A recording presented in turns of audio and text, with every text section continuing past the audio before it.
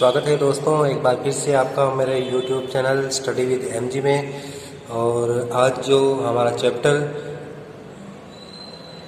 है इतिहास कक्षा 12, चैप्टर नंबर 6, आधुनिक स्वाधीनता आंदोलन।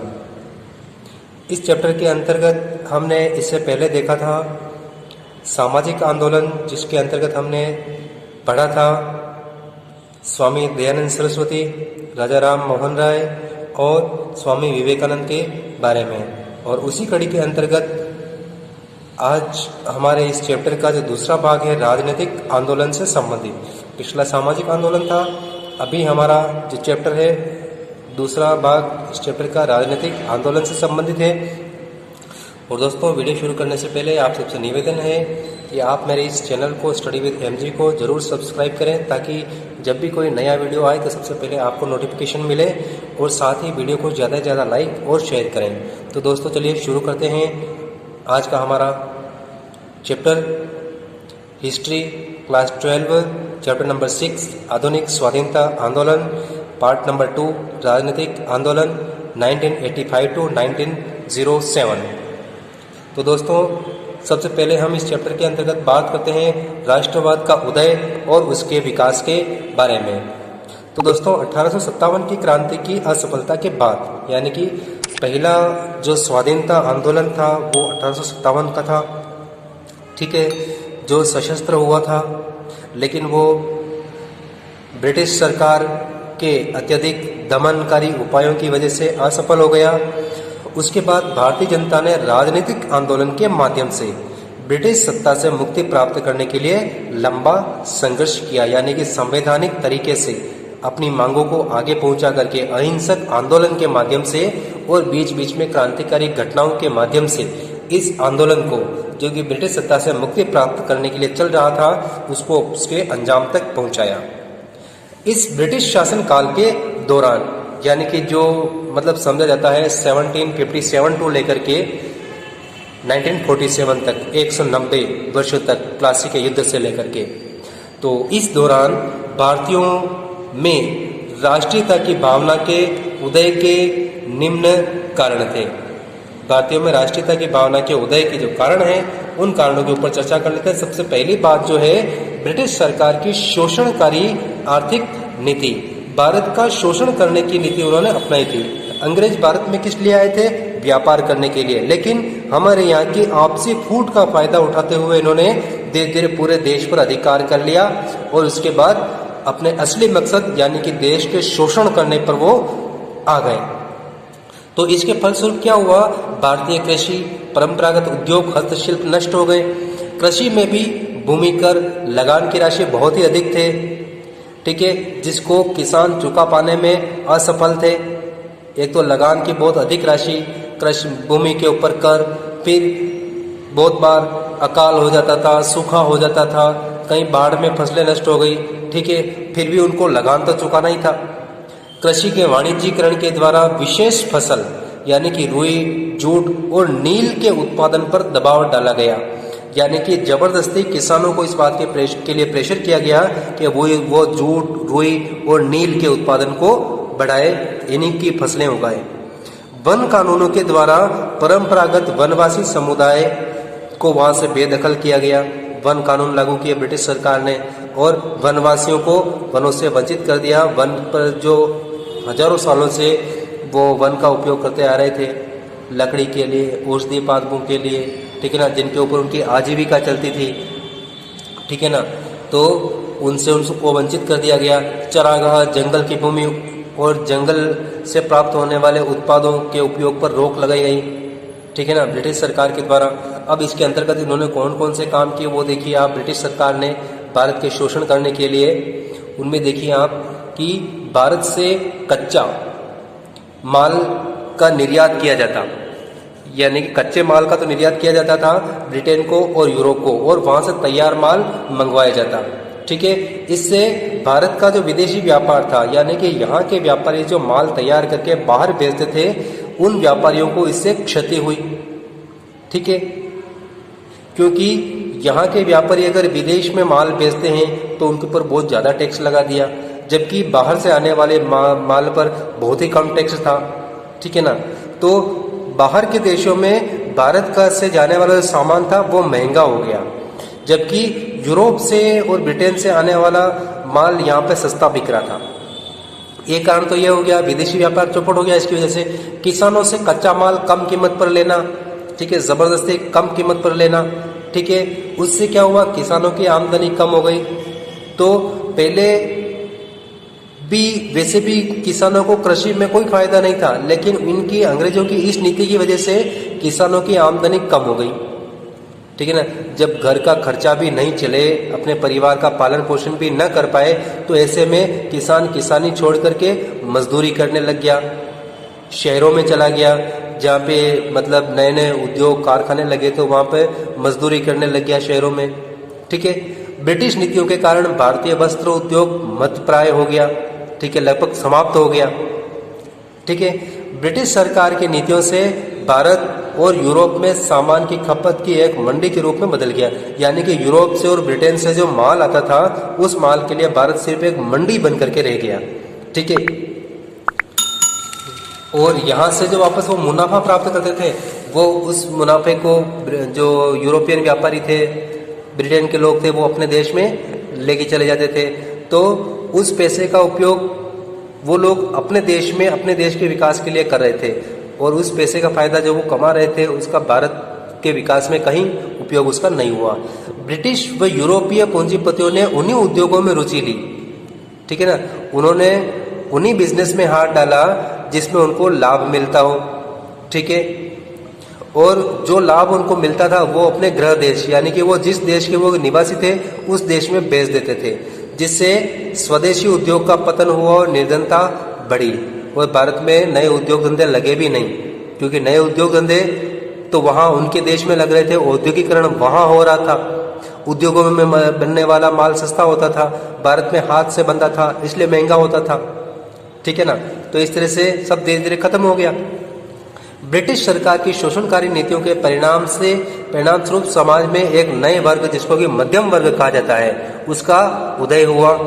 ब्रिटिश सरकार की नीतियों से इस वर्ग के आर्थिक, राजनीतिक, सामाजिक, इस वर्ग से कौन सा, मध्यम वर्ग, इस वर्ग के आर्थिक, राजनीतिक और सामाजिक हितों का एकीकरण हुआ, तथा इसी वर्ग ने बाद में आगे जाकर के राष्ट्रीय चेतना जागृत हुई और इन्होंने भारत के स्वाधीनता आंदोलन को नेतृत्व प्रदान किया। यानी कि जितने भी बड़े बड़े लीडर्स थे, ठीक है ना, भले वो महात्मा गांधी हो, बाल गंगाधर तिलक हो, सुभाष चंद्र बोस हो, वो इसी मिडिल क्लास से उठ करके आए थे।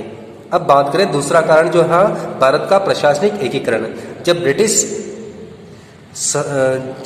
ब्रिटेन ने पूरे भारत पर अधिकार कर लिया तो पूरे भारत का प्रशासन भी एक हो गया, यानी कि पूरे भारत के लिए ब्रिटिश सरकार कानून बना रही थी, तो प्रशासनिक एकीकरण हो गया। पूरे देश में एक जैसे कानून चलते थे, एक जैसी व्यवस्था थी, ठीक है ना। तो प्रशासनिक, कानूनी और न्यायिक एकीकरण की स्थापना की अंग्रेजों ने देश में, जिसके परिणाम स्वरूप भारतीयों में आपसी संपर्क बढ़ा, ठीक है। और वो आपसी संपर्क बढ़ने से राष्ट्रीय भावना का विकास हुआ। तीसरा कारण इसमें देखिए, यातायात और संचार के साधनों का विकास, जो कि अंग्रेजों ने अपने फायदे के लिए किया था। रेलवे वो अपने फायदे के लिए लेके आए थे देश में। संचार के साधन में डाक और तार, ठीक है, इसका विकास उन्होंने अपने फायदे के लिए किया था कि अगर भारत में कहीं पर भी 1857 जैसी अगर कोई भी घटना हो जाए तो तुरंत ही रेलों के द्वारा, सड़क मार्ग से यातायात का जो विकास हुआ उसके द्वारा जल्दी से जल्दी सेना को एक जगह से दूसरे जगह तक पहुंचाया जा सके।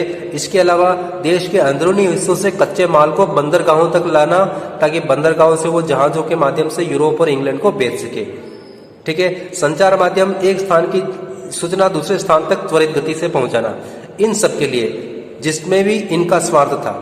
लेकिन बाद में इनका फायदा किसको मिला? भारतीयों को, ठीक है। इससे भारतीय राजनीतिक आंदोलन को एक निश्चित दिशा मिली।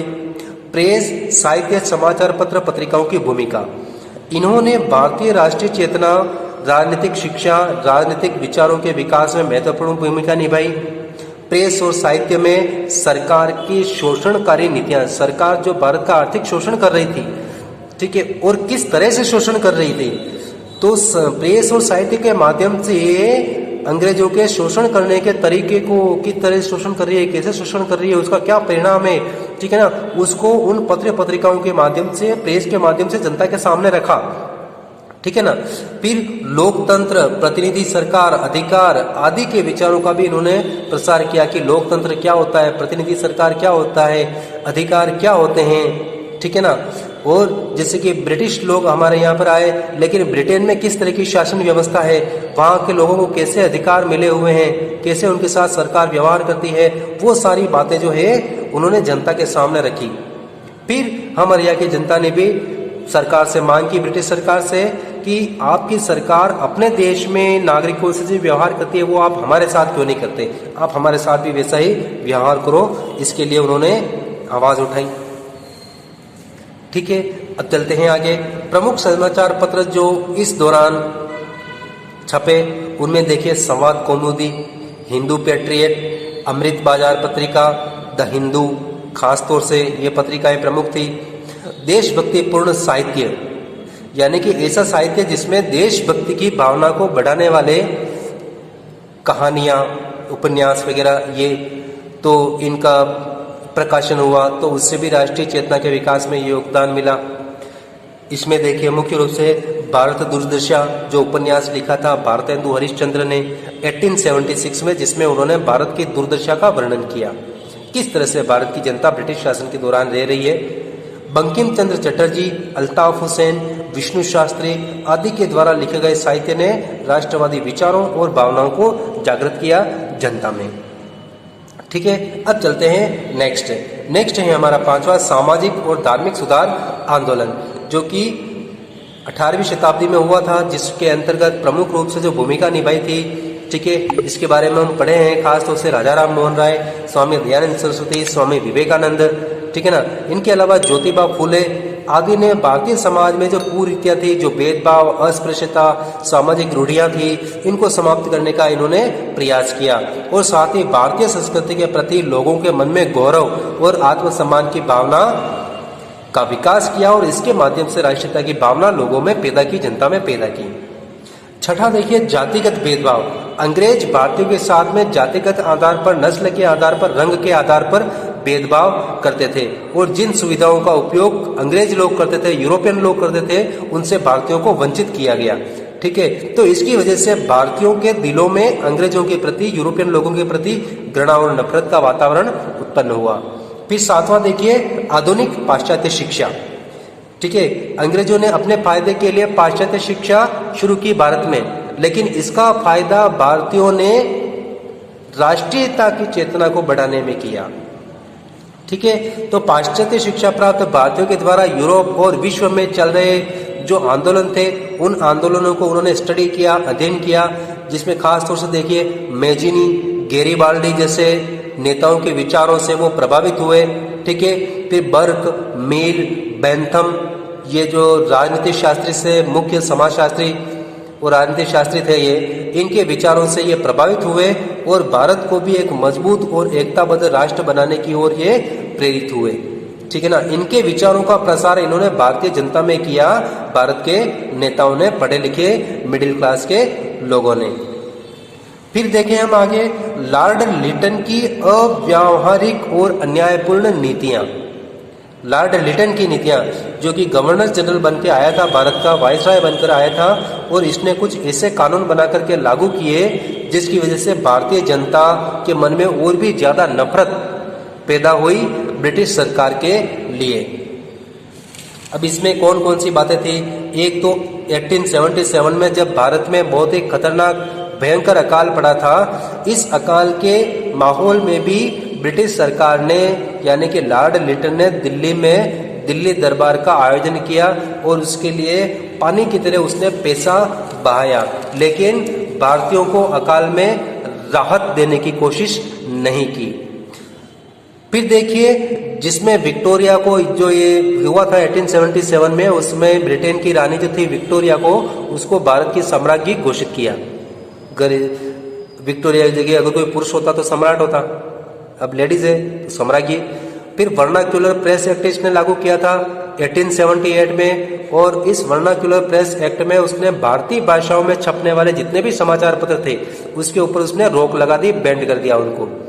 फिर देखिए शस्त्र अधिनियम इसने लागू किया जो कि 1878 में, जिसमें भारतीय अगर कोई अस्त्र शस्त्र रखता था तो उसके ऊपर प्रतिबंध लगा दिया, यानी कि भारतीय लोग अस्त्र शस्त्र नहीं रख सकते। ठीक है, अब हम बात करते हैं आगे इल्बर्ट बील विवाद 1883 में। अब इल्बर्ट बील विवाद क्या था कि ये बिल लाने से पहले क्या व्यवस्था थी कि यूरोपियन लोगों के मुकदमे सिर्फ उन्हीं कोर्ट में ले जाए जा सकते थे जहां पर जज यूरोपियन लोग थे, ब्रिटिश लोग जज थे, उन्हीं में यूरोपियन लोगों के मुकदमे लाए जा सकते थे, और भारतीय जज वाली जो कोर्ट थी उनमें उनके मुकदमे नहीं हो सकते थे। तो इस बिल में यह प्रयास किया गया कि यूरोपियन लोगों के ऊपर मुकदमे सुनने का अधिकार भारतीय जजों को दिया गया। ठीक है, अब अंग्रेज और यूरोपियन लोगों ने इस कानून का यानी कि इल्बर्ट बिल का मतलब बहुत ही कड़ा विरोध किया, और उस विरोध की वजह से सरकार ने वो बिल वापस ले लिया।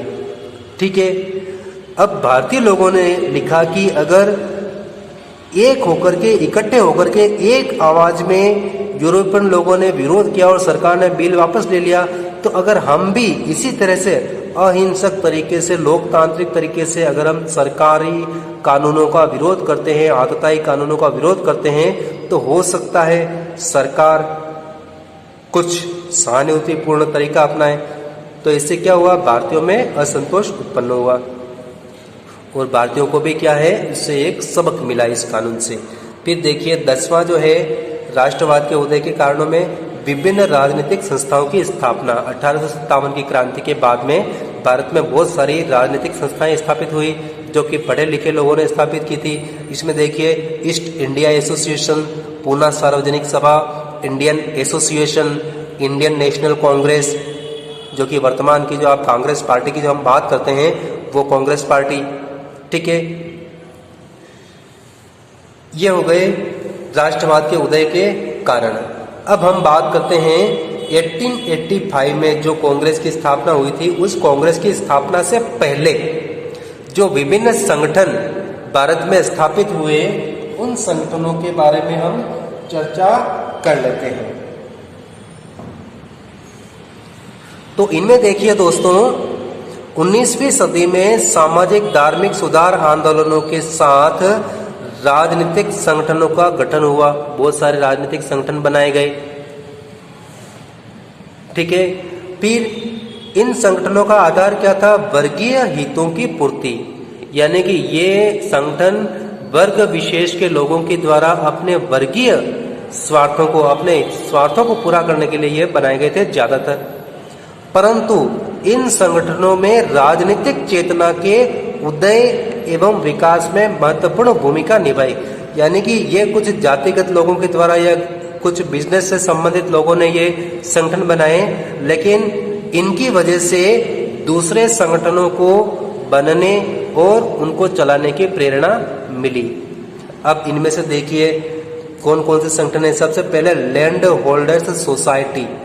ठीक है, लैंड होल्डर्स सोसाइटी बनी थी 1938 में कलकत्ता में, जिसको कि हम आज कोलकाता कहते हैं, पश्चिम बंगाल राज्य की राजधानी।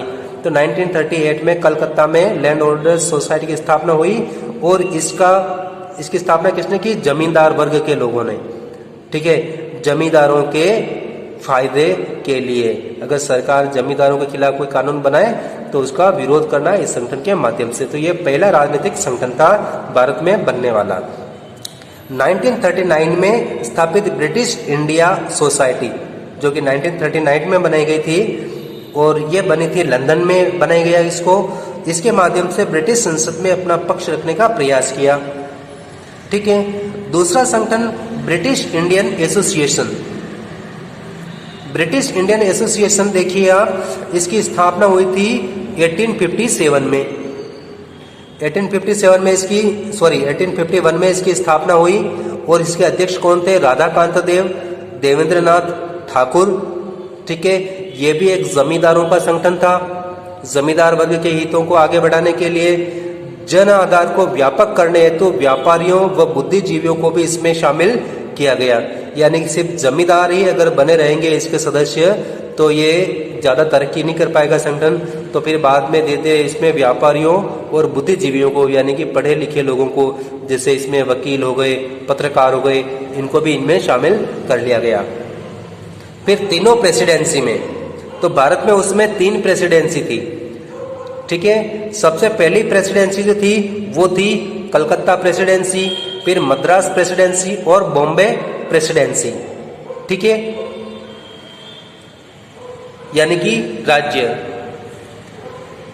तो इन तीनों प्रेसिडेंसियों में संगठन निर्माण किया इस संगठन ने, ब्रिटिश इंडियन एसोसिएशन ने, और निर्माण कर स्मृति पत्र देना मांग पत्र में, यानी कि ये जो स्मृति पत्र सरकार को मांग पत्र देते थे, यानी कि इनकी जो मांगों के संबंध में जो लेटर लिखते थे सरकार को, ठीक है।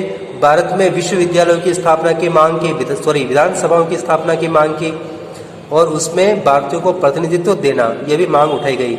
यानी कि इन्होंने सरकार से डिमांड की कि भारत में विधानसभाओं की स्थापना की जाए और उन विधानसभाओं में भारतीयों को प्रतिनिधित्व दिया जाए, यानी कि चुनाव प्रणाली शुरू करे। फिर इसके प्रमुख सदस्य जो थे इंडियन एसोसिएशन के, वो थे व्योमेश चंद्र बनर्जी, रमेश चंद्र दत्त, मनमोहन घोष, ये इसके सदस्य थे। इसके बाद तीसरी जो संगठन है, तीसरा संगठन, वो है ईस्ट इंडिया एसोसिएशन।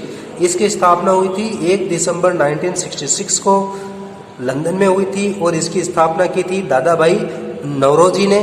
इसका उद्देश्य जो था कि उचित उपायों के द्वारा, संवैधानिक उपाय यानी कि लोकतांत्रिक उपायों के द्वारा, शांतिपूर्ण उपायों के द्वारा भारतीयों की भलाई करना। दादा भाई नौरोजी के बारे में देखिए आप, भारत के प्रथम आर्थिक विचारक इनको कहा जाता है और इनको the grand old man of India भी कहा जाता है। भारत की गरीबी का कारण ब्रिटिश की शोषणकारी नीतियों को बताया और भारत से धन का ब्रिटेन को निष्कासन को बताया। ये 2 कारण हैं जिसकी वजह से धीरे धीरे भारत क्या हुआ, गरीब हो गया, निर्धन हो गया। फिर इनके द्वारा लिखित एक पुस्तक जिसका नाम था poverty of un British rule in India, ये इनकी पुस्तक थी। इस पुस्तक में इन्होंने ये बताया कि किस तरह से भारत से इंग्लैंड धन पहुंचाया जाता है, यानी कि इंग्लैंड को धन का निष्कासन की प्रक्रिया इसमें बताई और प्रतिवर्ष कितना धन इंग्लैंड जाता है भारत से, ये भी इन्होंने बताया। फिर देखिए आप, दादा भाई नौरोजी को grand old man of India कहा जाता है। कांग्रेस के 3 बार ये अध्यक्ष रहे, सबसे पहले 1886 में, फिर 1893 में और फिर 1906 में 3 बार अध्यक्ष बने कांग्रेस के। ब्रिटिश संसद का जो सदन है हाउस ऑफ कॉमन्स, उसमें भारत से पहली बार निर्वाचित हुए पहले भारतीय थे, पहले भारतीय दादा भाई नौरोजी, जिनका निर्वाचन हाउस ऑफ कॉमन्स के लिए हुआ और ये इसके मेंबर रहे थे 1892 से 1895 तक, ठीक है। अगली जो संस्था है वो है संगठन पुनः सार्वजनिक सभा, जिसकी स्थापना 2 अप्रैल 1870 को हुई। गणेश वासुदेव जोशी ने इसकी स्थापना की और इसके सदस्य S.H. साठे, S.H. चिपलुणकर, महादेव गोविंद रानाडे, जिनको कि गांधी जी अपना गुरु मानते हैं, ठीक है। उद्देश्य था इसका सरकार और जनता के मध्य मध्यस्थता का कार्य करना, यानी कि जनता की जो मांगे हैं, जनता की जो परेशानियां हैं, समस्याएं हैं, उनको सरकार तक पहुंचाना।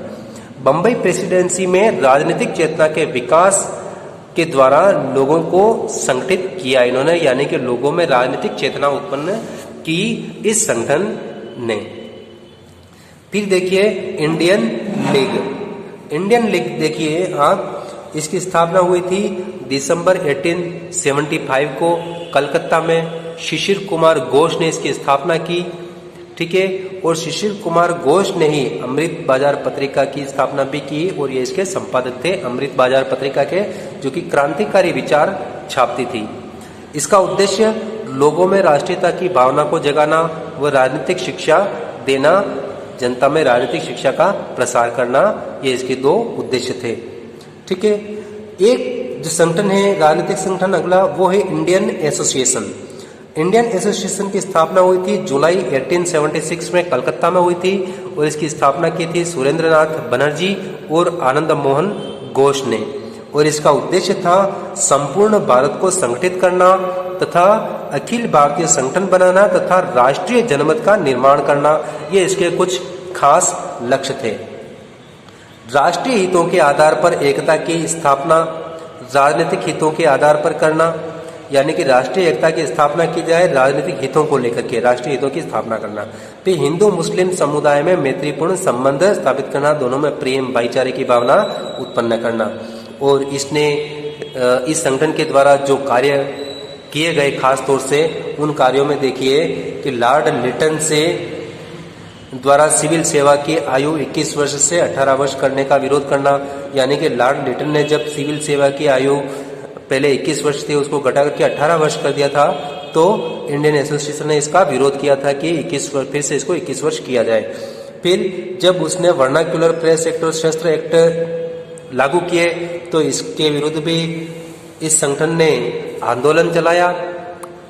फिर इल्बर्ट बिल के संबंध में जो आंदोलन चला उसमें भी इनकी प्रमुख भूमिका रही थी। जब सरकार ने इल्बर्ट बिल वापस उठा लिया, लॉर्ड जो भी थे उस समय वायसराय, तो उसका भी इन्होंने विरोध किया कि इल्बर्ट बिल को लागू किया जाना चाहिए इस तरह से। फिर एक संस्था जिसका नाम है मद्रास महाजन सभा। मद्रास महाजन सभा में देखिए आप, इसकी स्थापना हुई थी मई 1884 को मद्रास में इसकी स्थापना हुई थी और ये एक मद्रास की प्रमुख राजनीतिक संस्था थी, ठीक है।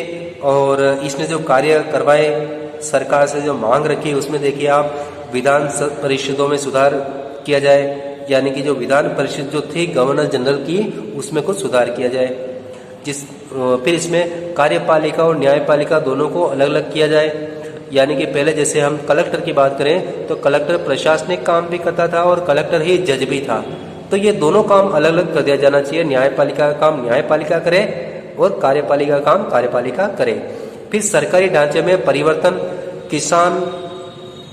किसानों की समस्याओं पर विचार भी इन्होंने किया और सरकार तक उनकी समस्या को पहुंचाया। और इस कड़ी में अगला जो संगठन है, राजनीतिक संगठन, वो है Bombay presidency association. Bombay presidency association की स्थापना 1885 में हुई थी और इसके अध्यक्ष थे, किन्होंने इसकी स्थापना की, फिरोज शाह मेहता और बदरुद्दीन तैयब जी, ठीक है ना। और ये जो नेताओं के नाम आ रहे हैं, इन नेताओं में ज्यादातर नेता, भले ही वो दादा भाई नौरोजी हो, फिरोज शाह मेहता, बदरुद्दीन तैयब जी, है ना, सुरेंद्रनाथ बनर्जी, व्योमेश चंद्र बनर्जी, ये सभी नेता बाद में कांग्रेस से भी जुड़े रहे थे और कांग्रेस की स्थापना में भी इन्होंने बड़ा योगदान दिया था।